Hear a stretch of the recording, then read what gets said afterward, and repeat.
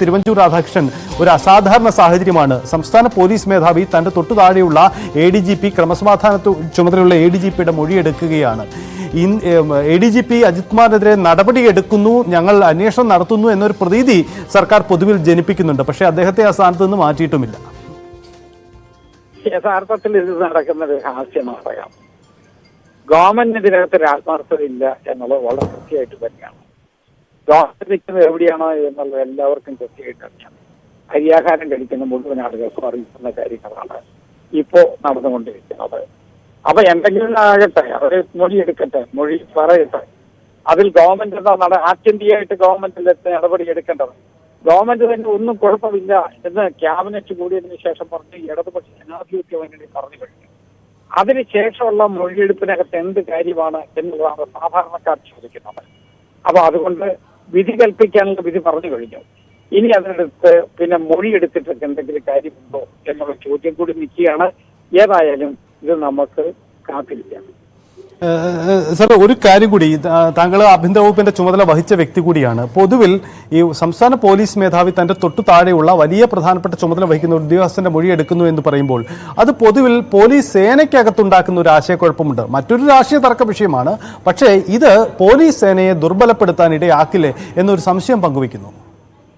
മാത്രമല്ലോ, police സേനയ്ക്കകത്ത് ചില discipline ഉണ്ട്. ഒരാള് തലസ്ഥാനം വിടുകയാണെങ്കിൽ അവരുടെ മൂവ്മെന്റ് രജിസ്റ്ററിനകത്ത് റെക്കോർഡ് ചെയ്യണം.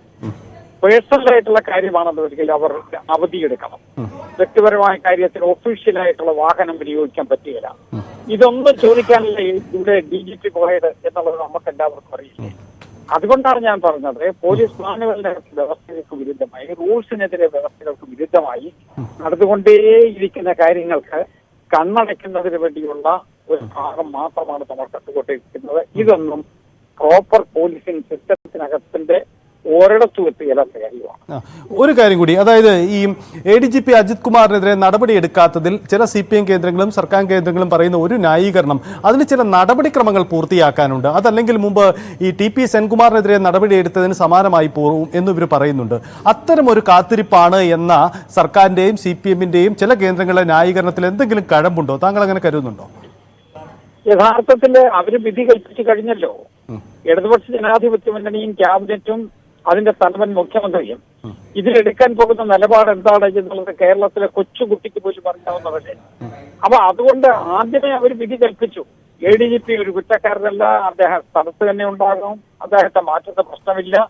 പിന്നെ ആ എടുത്ത കാര്യത്തെ ന്യായീകരിക്കുന്നതിന് വേണ്ടിയുള്ള തെളിവെടുപ്പാണ് നടക്കുന്നതൊക്കെ.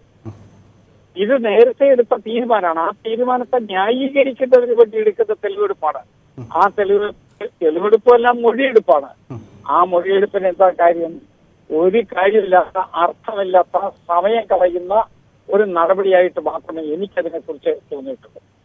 യെസ്, എന്തായാലും പ്രതികരിച്ചതിന് വളരെ നന്ദി. താങ്കൾ സൂചിപ്പിച്ചതുപോലെ ഇതിൽ ഒരു രാഷ്ട്രീയ തീരുമാനം നേരത്തെ ഉണ്ടായിക്കഴിഞ്ഞിട്ട് പിന്നെ എന്തിനിത് എടുക്കുന്നു എന്ന ചോദ്യമാണ്. പക്ഷേ അതേസമയം ഇത് പോലീസ് സേനയ്ക്കകത്തുണ്ടാക്കുന്ന ഒരു ഡിസിപ്ലിൻ ഇല്ലായ്മ എന്ന വലിയ ചോദ്യമുണ്ട്. നേതൃതലത്തിൽ തന്നെ ഇത്തരം ഒരു പ്രശ്നമുണ്ടാകുമ്പോൾ അത് താഴെ തലത്തിലേക്ക് വരുമ്പോൾ പോലീസ് സേനയ്ക്കകത്തുണ്ടാക്കുന്ന വലിയ ആശയക്കുഴപ്പം അത് പ്രകടമാണ്. ഇത്തരമൊരു സാഹചര്യം ഒഴിവാക്കാമായിരുന്നു എന്നതാണ് പ്രധാനമായും ഉയരുന്ന ആക്ഷേപം.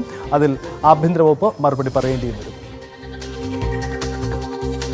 ADGP അജിത് കുമാറിന്റെ മൊഴിയെടുപ്പ് പോലീസ് ആസ്ഥാനത്ത് തുടരുകയാണ്. അവിടെ DGP തന്നെയാണ്, പോലീസ് മേധാവി തന്നെയാണ് നേരിട്ട് ഈ നടപടിക്രമങ്ങൾ നടത്തുന്നത്. എന്താണ് ഇതിന്റെ നീക്കങ്ങൾ എന്നത് പ്രധാനപ്പെട്ട കാര്യമാണ്. ഒരുപക്ഷേ ഇന്നലെ ഇടതുമുന്നണി യോഗത്തിന് മുമ്പ് CPMും CPIയും തമ്മിലുണ്ടാക്കിയ ഒരു ധാരണ കൂടി ഈ നീക്കങ്ങൾക്ക് പിന്നിലുണ്ടാവാം. കാരണം അജിത് കുമാറിനെതിരായ വിജിലൻസ് അന്വേഷണവും അതിന്റെ തുടർ നടപടികളുമായി സർക്കാർ മുന്നോട്ട് പോകുന്നു എന്നതാണ്.